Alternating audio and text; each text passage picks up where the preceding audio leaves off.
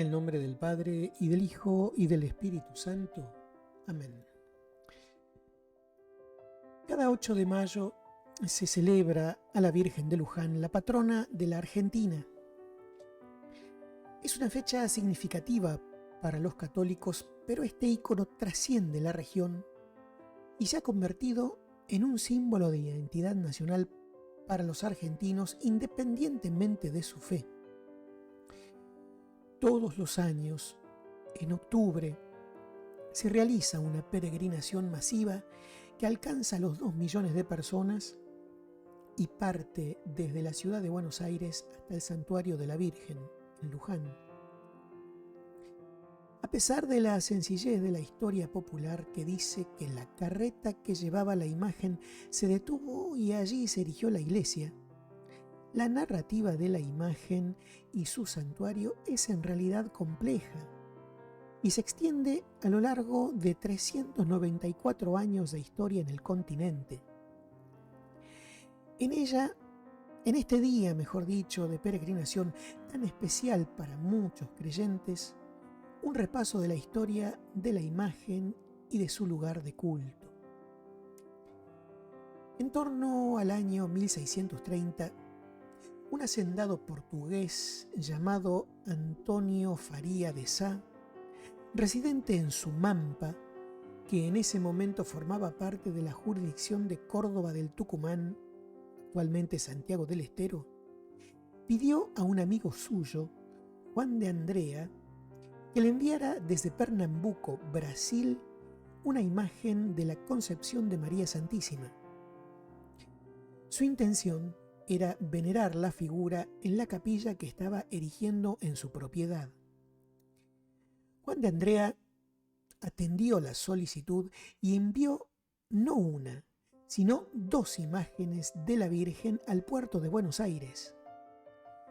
Una de ellas correspondía a la Purísima Concepción, tal como se lo había pedido su amigo, pero la otra mostraba a la Madre de Dios con el niño Jesús dormido entre sus brazos.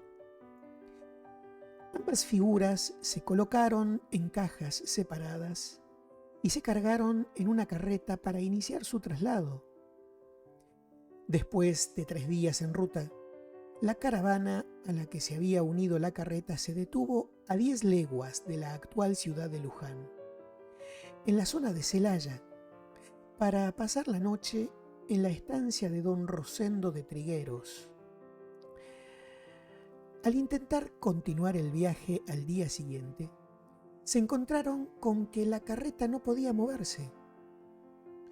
Intrigados, comenzaron a investigar la causa. El conductor de la caravana explicó: "Aquí vienen 2 cajones con 2 bultos de la Virgen que traigo recomendados para una capilla de Sumampa". En ese momento, un joven negro llamado Manuel dijo: "Sáquese de la carreta uno de los cajones y observemos si camina". Se procedió como indicó, pero sin éxito. "Cámbiense los cajones", propuso nuevamente el negro Manuel.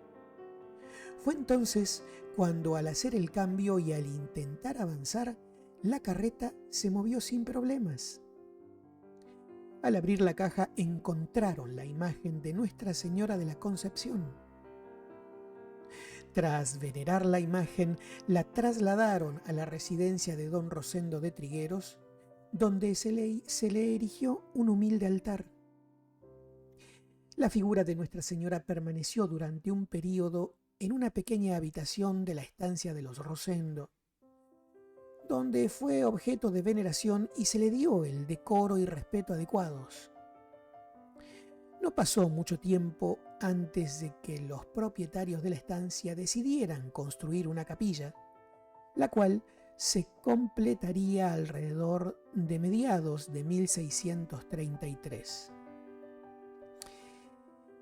El religioso mercedario Pedro de Santa María documenta que la santa imagen se encontraba en la propiedad de dicho Rosendo en un pequeño oratorio y muy venerada por toda la comunidad local.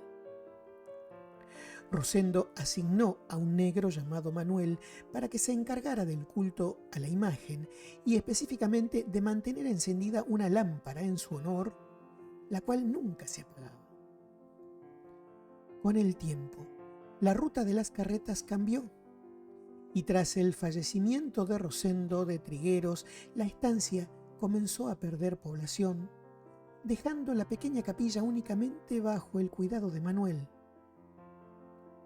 En torno al año 1671, Ana de Matos, una mujer adinerada de Buenos Aires y viuda del capitán español Marcos de Sequeira, conocedora del milagro ocurrido en la estancia de don Rosendo, se mostró preocupada por el estado de abandono de la ermita y la imagen milagrosa. Por este motivo se dirigió al presbítero Juan de Oramas, cura de la Catedral de Buenos Aires, con la intención de adquirir o recibir en custodia dicha imagen. El presbítero accedió a su petición y se formalizó la transacción. Según la tradición, doña Ana de Matos colocó la imagen en el oratorio de su casa, situado en lo que hoy es la ciudad de Luján. No obstante, a la mañana siguiente, al dirigirse al oratorio para rezar, descubrió que la Virgen ya no estaba en el altar. Tras buscarla por toda la casa, alguien sugirió que podría estar en la ermita de Rosendo de Trigueros. Al ir a verificar, encontraron la imagen allí, acompañada por Manuel. Inicialmente se sospechó que era Manuel, a quien no se le había permitido seguir inicialmente a la Virgen, quien la había trasladado de regreso a su antigua ubicación. Incluso se llegó a estaquear a Manuel al suelo para evitar que se llevara la figura. Y sin embargo, la imagen continuaba retornando al lugar original. Al tener conocimiento de estos sucesos, el obispo de Buenos Aires coordinó un traslado procesional de la imagen desde la antigua ermita de Rosendo de Trigueros hasta la residencia de doña Ana de Matos. Este acto se llevó a cabo aproximadamente el 8 de diciembre como preparativo para una nueva conmemoración de la Purísima Concepción. En la procesión participaron el obispo de Buenos Aires, Cristóbal de la Mancha y Velasco, el gobernador Martínez de Salazar, miembros del cabildo, diversas congregaciones, cofradías y sacerdotes. En esta ocasión, Manuel fue incluido en la comitiva. El 2 de octubre de 1682, doña Ana de Matos realizó una donación de tierras de manera interesante. La beneficiaria no fue ni el obispado ni el curato, sino la imagen de la Virgen misma. En sus términos se estableció: porque tengo mucho amor a la advocación de Nuestra Señora de la Limpia Concepción y a su santa imagen, hago gracia y donación a dicha imagen de todo el sitio que necesitare para la fabricación de su capilla. Impulsó la condición de que la imagen debía permanecer perpetuamente en esas tierras, sentando así las bases para la construcción oficial y pública de una capilla en honor a Nuestra Señora, lo que eventualmente se convertiría en el origen de la actual ciudad de Luján. Doña Ana de Matos falleció el 25 de enero del año 1698. Hacia el año 1684, el padre Pedro Montalvo experimentó ahogos asmáticos que rápidamente fueron identificados como tuberculosis. Fue en ese contexto cuando decidió visitar la imagen de Nuestra Señora, que para entonces ya tenía una reputación extendida en toda la región pampeana como figura milagrosa. Tras ser curado, el padre Pedro Montalvo decidió quedarse como capellán y continuar con la construcción de la capilla. Su dedicación fue tal que en 1685 la imagen fue trasladada a la nueva estructura denominada la Capilla de Montalvo. Esta estaba ubicada en la intersección de las actuales calles San Martín y 9 de Julio, muy cerca de la basílica actual. Montalvo falleció el 1 de febrero de 1701. En torno a la capilla comenzó a surgir un pequeño asentamiento destinado principalmente a satisfacer las necesidades de los peregrinos, cuyo número aumentaba de manera constante. En respuesta, el Cabildo Eclesiástico de Buenos Aires estableció el 23 de octubre del año 1730 la parroquia de Nuestra Señora de la Pura y Limpia Concepción del Río Luján. El primer párroco designado fue el padre José de Andújar, quien ya venía desempeñando funciones como colaborador en esa capellanía. Andújar permaneció en el cargo hasta el año 1738, año en que se trasladó a la Catedral de Buenos Aires. Otro protagonista significativo en este relato es don Juan de Lezica y Torresuri. Después de haber viajado por casi toda América, se estableció en La Paz, Bolivia, donde enfermó gravemente. Al regresar a Buenos Aires y encontrar su salud en estado crítico, decidió acudir en 1737 a la Virgen que se veneraba cerca del río Luján y recuperó su salud. 11 años después, enfrentando otra grave enfermedad, regresó al lugar y fue nuevamente sanado. Desde 1750 a 1776, Lezica y Torresuri sirvió como regidor del Cabildo de Buenos Aires y posteriormente como juez comisario de la Real Audiencia.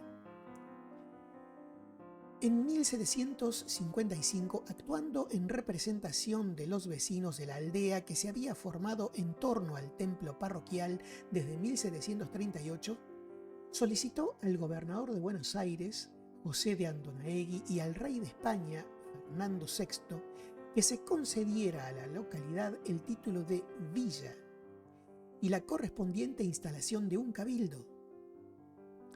El 17 de octubre del año 1755, Andonaegui accedió a la petición y otorgó a la localidad el nombre de Villa de Nuestra Señora de Luján, en reconocimiento al papel de la imagen mariana en la evolución de la comunidad.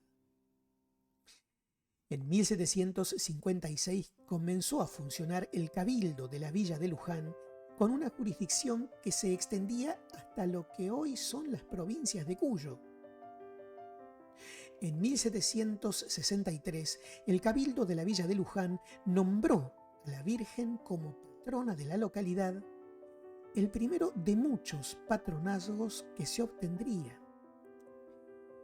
En esa época, el presbítero Carlos Bejarano subrayó la necesidad de construir un nuevo templo para albergar la imagen de la Virgen, que se encontraba en un galpón provisional tras el derrumbe de la capilla de Montalvo.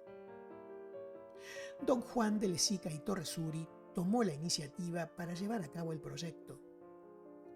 Después de superar numerosos obstáculos legales, Lezica, en consulta con los arquitectos don Antonio Mazzella y don Joaquín Marini, inició la construcción del nuevo santuario el 24 de agosto de 1754. Los cimientos se excavaron hasta llegar a la Tosca y se utilizaron para su argamasa principalmente cal de Córdoba y una arena gruesa y muy especial. Según la tradición, la localización de esta arena en las inmediaciones se atribuye a un milagro de la Virgen, especialmente después de que los maestros de obra consideraran imposible realizar la mezcla con la tierra local. Monseñor Juan Guillermo Durán, en su trabajo La Basílica Nacional de Luján, el proyecto de su construcción, que está en Revista de Teología, describe el templo de Lezica y Torre Suri de manera precisa, muy precisa. Él escribió así: se encontraba ubicado en un extremo de la villa, a corta distancia del río Luján, en la parte sur de la plaza principal, mirando su fachada, por tanto, hacia el norte. Un extenso atrio enlosado, separado de la plaza por una primorosa verja de hierro, precedía a la portada de ingreso. Los muros eran notables por su espesor. 1,30 m en el hueco de las capillas laterales y 2,47 m en el grueso de los pilares. La fachada, de forma cuadrangular compuesta de 3 cuerpos, constituía la parte más notable de todo el edificio. La cúpula, o media naranja que se levantaba a la intersección de los arcos torales del crucero, era pequeña y achatada, sin contar luminares, a no ser un único cimborio o linternón. El camarín de la Virgen contaba también con una cúpula situada tras el testero del santuario. Coronaba todo el edificio una torre o campanario de forma rectangular de 39 metros de alto arriba del pavimento del atrio y de algo más de 25 metros arriba de la cornisa de la fachada.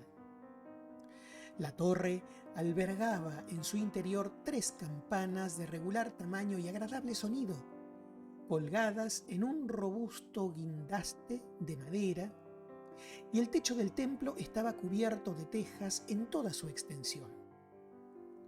En cuanto a su interior, constaba de una sola nave larga y monótona, con una extensión de 48,5 metros, y desde el cancel de ingreso hasta el pie del retablo mayor, un ancho entre las pilastras de 8,25 metros y una altura desde el pavimento a la cornisa corrida que circundaba la fábrica de 7,40 metros, midiendo hasta la cumbre interior de la bóveda, 11,80 metros.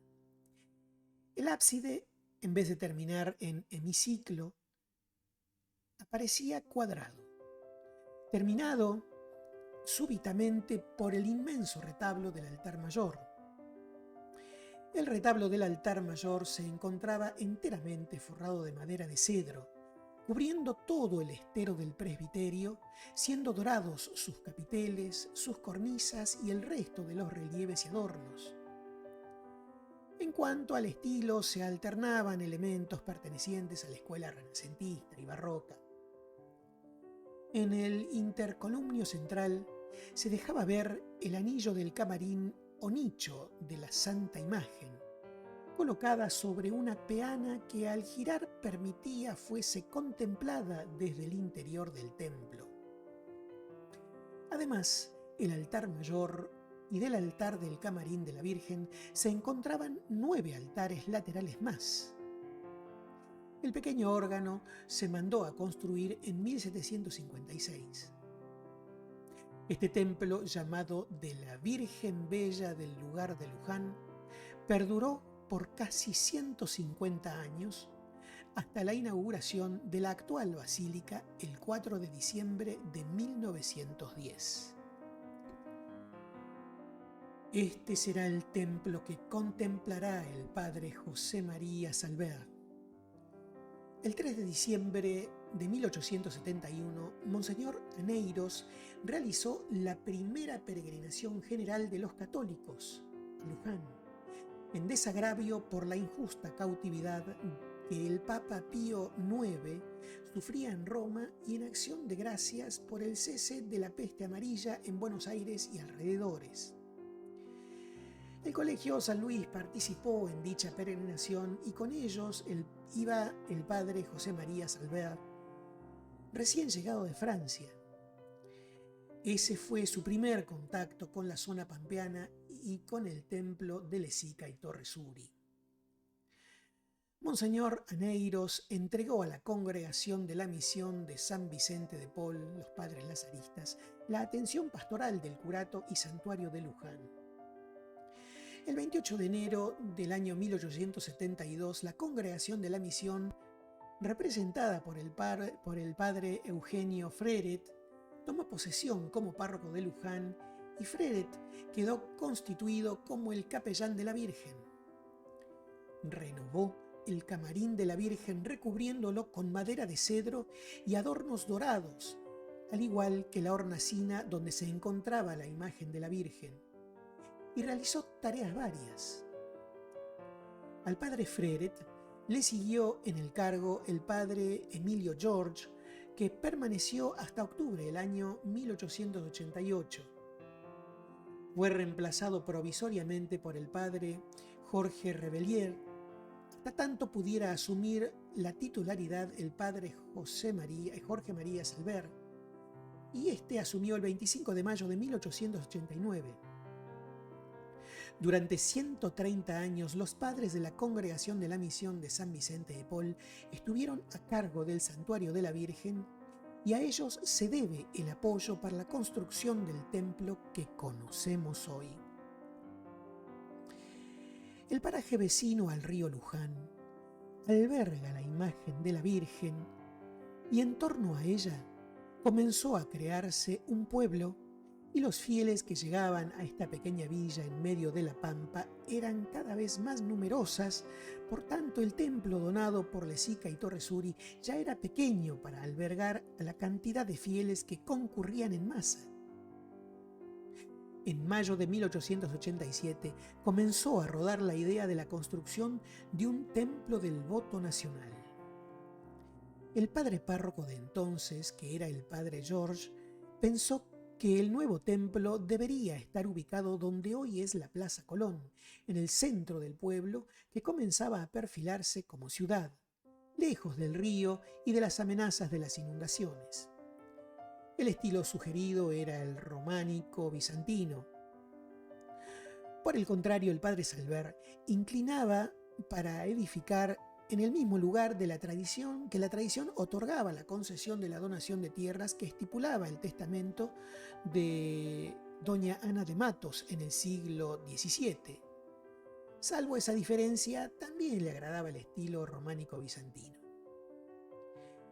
El 18 de noviembre del año 1889, el párroco de Luján, el padre Salver, presentó al arzobispo una petición para iniciar la construcción de un importante templo que con el tiempo se transformaría en la actual basílica.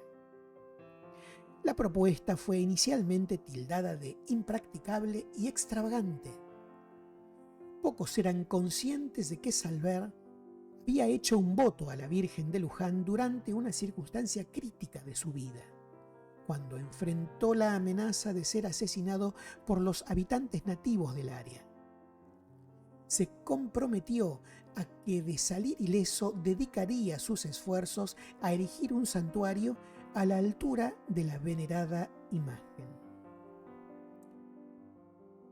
La piedra fundamental del nuevo templo se había colocado 2 años antes, el 15 de mayo de 1887, con motivo de los festejos de la coronación pontificia de la imagen, y se encuentra cerca del altar principal. Es de color blanco, originaria de Tandil y mide 1,22 m de lado, conformando un cubo con un hueco en el centro donde fueron depositadas el acta fundacional firmada, entre otros, por el arzobispo de Buenos Aires, Monseñor León Federico Aneiros, quien presidió la ceremonia.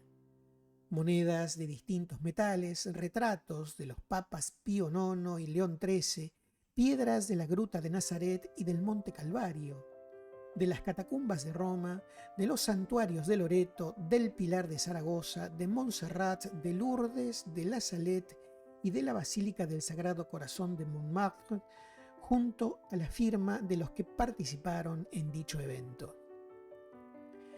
El 29 de noviembre, el arzobispo Aneiros permitió la respuesta a la solicitud del padre Salver, autorizándolo oficialmente a dar comienzo a los trabajos preliminares. Fijándose el próximo 8 de diciembre, solemnidad de la Inmaculada Concepción, como la fecha más indicada para dar a conocer la opinión pública de la concreción del proyecto. Monseñor Aneiros publicó el 23 de enero de 1890 la primera carta pastoral referida a la construcción del santuario de Luján para impulsar una campaña masiva de concientización de los católicos a nivel nacional, a quienes se llama a colaborar con generosidad en el desarrollo del referido proyecto. Por supuesto, comenzaron las críticas, dado que el país atravesaba un momento de crisis económica. ¿Hacía falta un templo tan desmesurado en medio de tamaña crisis? ¿No era mejor darles ese dinero a los pobres? A lo que en la misma carta pastoral Monseñor Aneiros responderá: que no se pide a los que no pueden dar, sino a los que pueden hacerlo. En especial, el pedido se dirige a aquellas personas que, reconociéndose católicos prácticos de misa diaria y disponiendo de abundantes fortunas con la que construyen sus palacios versallescos en el centro de la ciudad de Buenos Aires y sus estancias poseen terrenos hasta el horizonte, pero que al momento de prometérsele alguna contribución miran hacia otro lado y se desentienden del tema. Finalmente, el santuario se construyó con la promesa de los ricos, pero con el dinero aportado por los pobres. El sitio que se sugirió para la construcción del nuevo templo fue el estilo, que se sugirió para la construcción del nuevo templo fue el neogótico, muy de moda en aquella época para la construcción de templos importantes, y los arquitectos a quienes se les encomendó la obra fueron Ulderic Courtois, junto con los ingenieros Alfonso Flamand y Rómulo Ayerza. El padre Salvert era consciente que no solo era muy importante la construcción del templo, sino que también trabajó para la edificación del Hospital de Luján y del Círculo de Obreros Católicos. Vio la necesidad que tenían los peregrinos de un lugar para reposar luego de sus caminos hacia el santuario y así propulsó la creación del predio adyacente al templo llamado El Descanso del Peregrino. Creó el edificio del Seminario Menor con la congregación lazarista, a la cual él pertenecía del otro lado del río de Luján, el cual más tarde sería el colegio de Nuestra Señora de Luján, atendido por los hermanos maristas. En el año 1896 llegaron desde Burdeos los vitrales para el ábside de la basílica y las 16 estatuas de mármol de Carrara de los apóstoles y evangelistas para el altar mayor, junto con la cruz de esmalte y los candelabros. Monseñor León Gallardo donó el gran órgano Cavaillé-Coll traído desde París. A mediados de 1898, a los 51 años, el padre Salvert tuvo un preinfarto.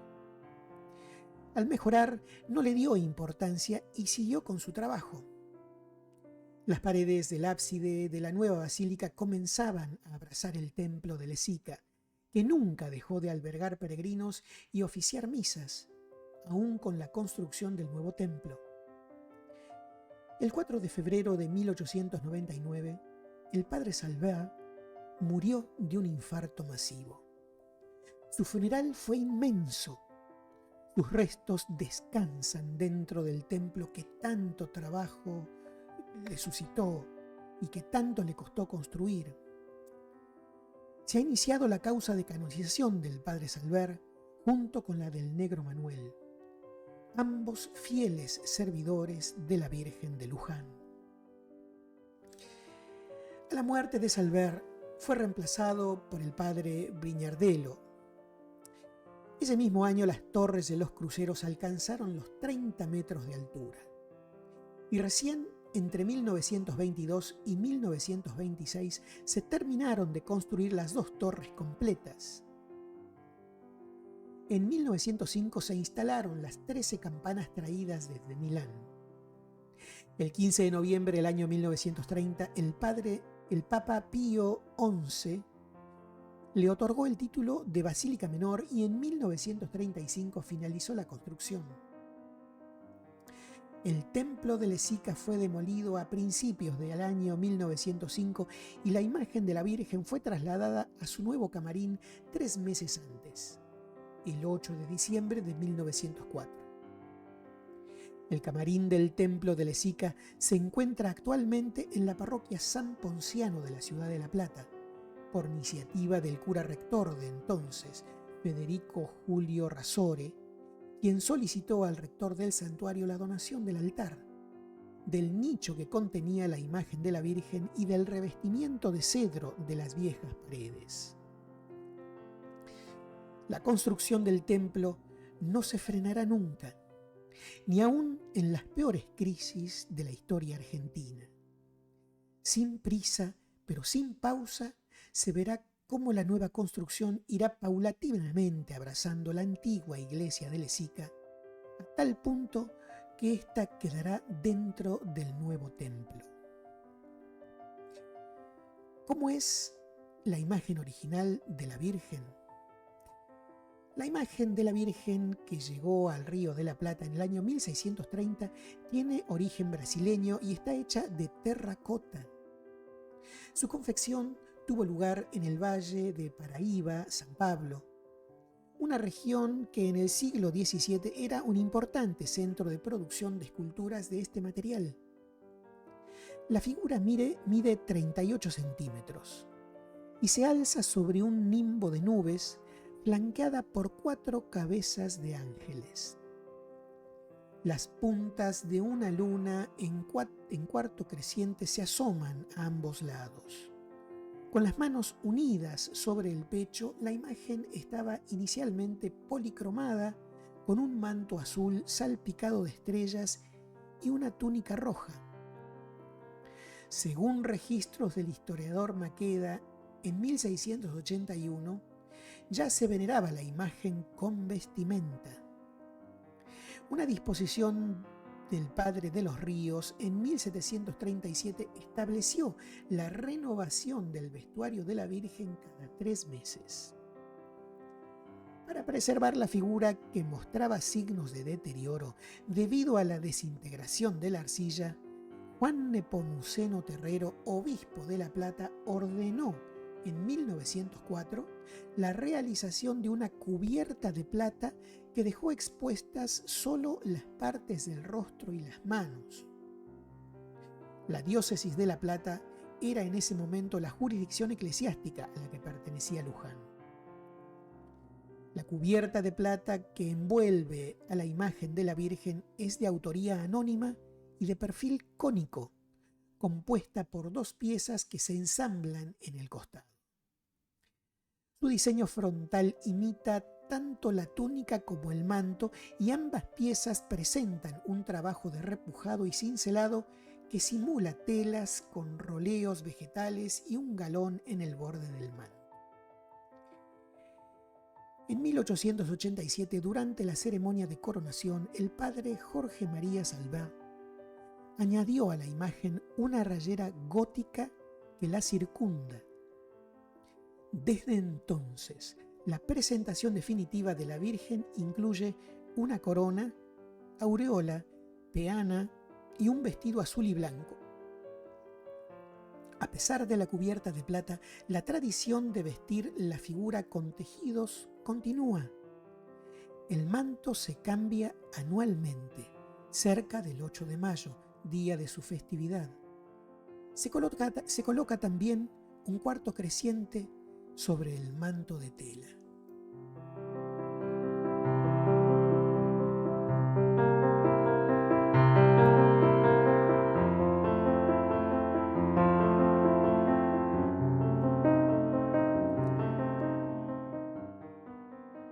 Virgencita de Luján, Virgen bendita de Luján, singular y gloriosa Madre de Dios, santísima fuente de piedad y hermosura, que sobresales entre los humildes y pobres del Señor, agradezco tus desvelos maternales y te pido que me enseñes a servir con generosidad y amar sin interés a los demás.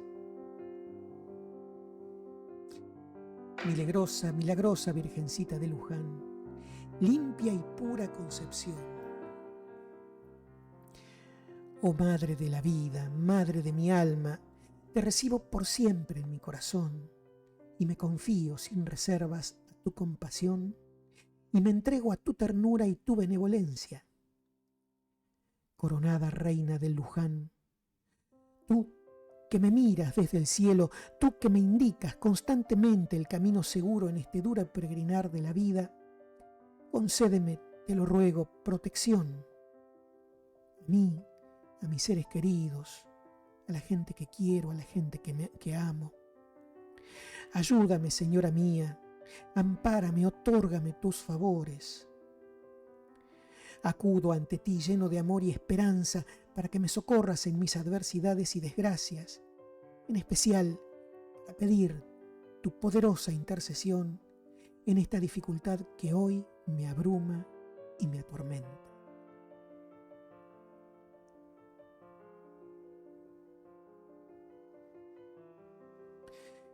Virgencita, Madre mía de Luján, de semblante noble y risueño, obténme de tu Hijo lo que con sencillez te estoy pidiendo. Tú conoces mi corazón. Señora y Madre mía, deseo vivir siempre bajo tu manto.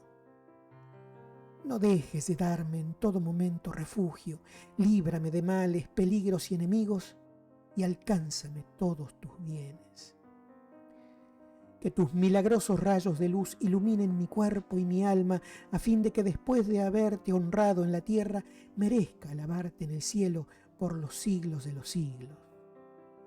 Virgen de Luján, Madre y Reina, ruega por todos tus hijos, guíanos y danos tu bendición y derrama sobre todos nosotros tus dones celestiales.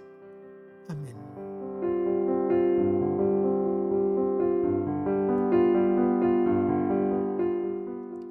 Que tengas un buen descanso.